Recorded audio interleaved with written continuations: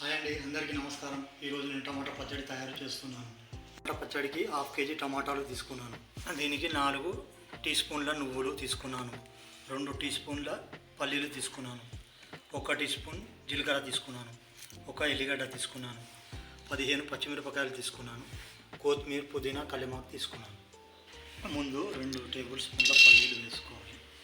పల్లీలు ఇలా పగిలితే మంచిగా టేస్ట్ వస్తాయి. తర్వాత 4 టేబుల్ స్పూన్ల నువ్వులు వేసుకోవాలి. తర్వాత జీలకర్ర వేసుకోవాలి.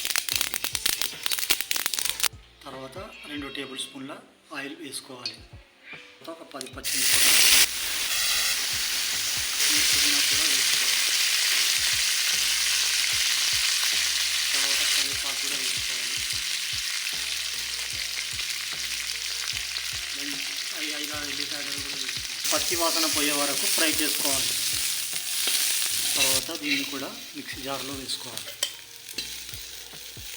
ఇందులోనే 2 టేబుల్ స్పూన్ల ఆయిల్ వేసుకొని తర్వాత టమాటా ఫ్రై చేసుకోవాలి.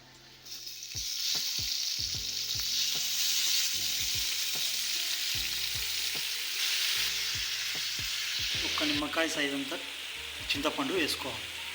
1 టేబుల్ స్పూన్ పసుపు వేసుకొని కలుపుకోవాలి.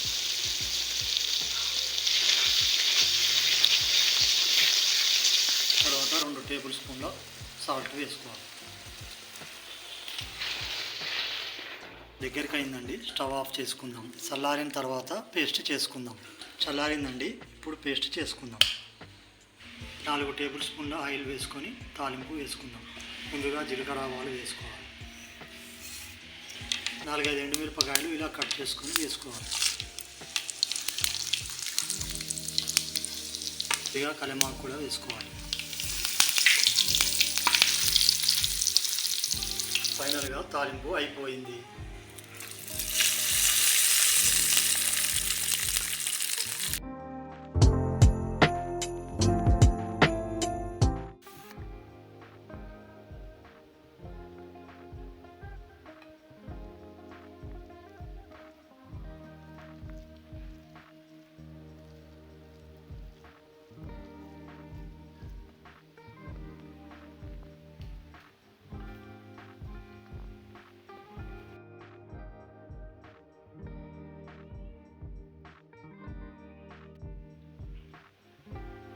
బాగా కుదిరిందండి.